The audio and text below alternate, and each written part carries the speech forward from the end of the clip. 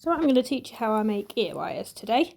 I'm using 0.8mm 20 gauge half hard wire for this instead of dead soft, and that's because this is just that little bit stiffer and it's going to hold its shape a little bit better.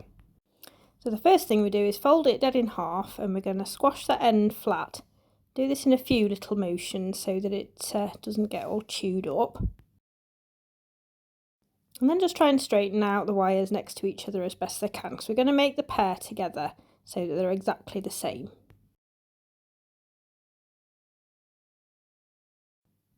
So we're going to grab our bail making pliers, and with the smallest loop we're going to fold that back on itself where the fold was, so you're making a loop on both sets.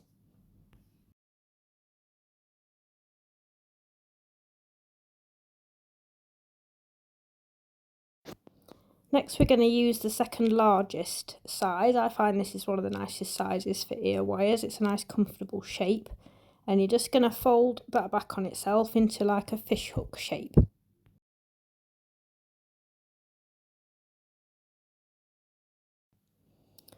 Next we're just going to straighten them out a little bit, make sure they're all exactly correct.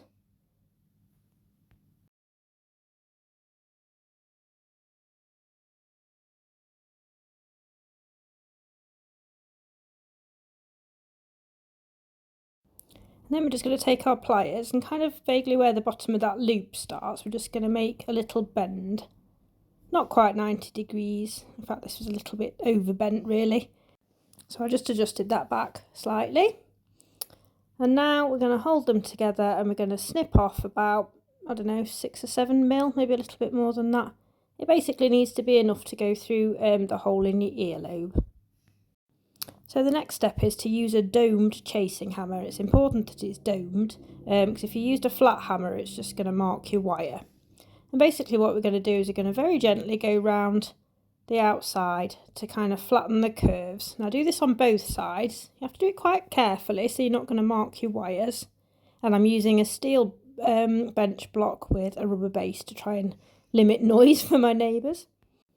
You can see me pressing those there. Actually the springier one is going to be this one, and the one once it's been flattened a little bit it does feel a lot less springy. It's much harder, which is what we want to try and maintain its shape.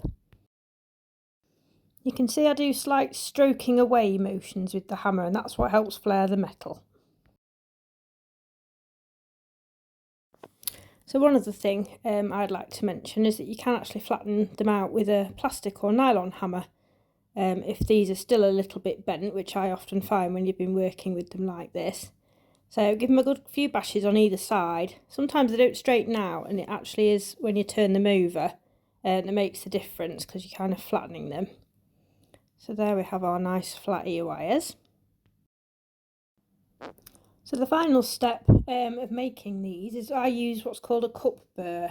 Now basically there's just like a little burr that trims off the edge of the wire and makes it less sharp. It basically makes it rounded or domed.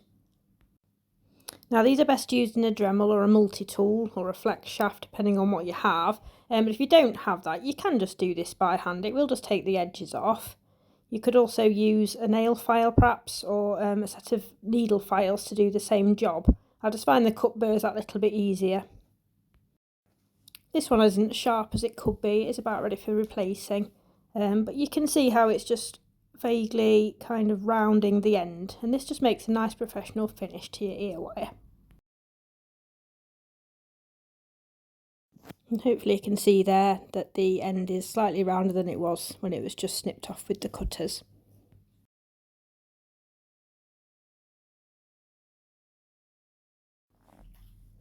So I'm just going to straighten out a little bit of that back part where I'd overbent it slightly at the beginning. Now it's important to get these as identical as possible. So one little trick I like to use is to put some masking tape just round your round nose pliers, and that will obviously give you a guide for where you need to make your loop, and this will make them all much more consistent.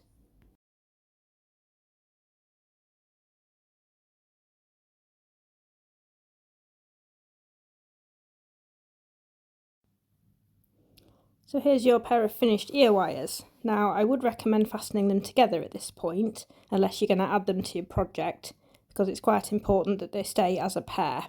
If you're making lots at once, I find this is the easiest way to keep them together. If you are going to oxidise them, I suggest putting them on the piece you're going to use and oxidise the whole thing at once, and then the colour remains consistent. If you'd like to learn how to make these really pretty gemstone earrings, they use an 8mm bead, and they are a beginner tutorial. You can purchase this from my Etsy shop. It's a PDF download. There's lots of images and all the instructions are quite simple to follow. You can do this at your own pace, and these really aren't as tricky as they look, so do give them a go. Thanks for watching. Bye now.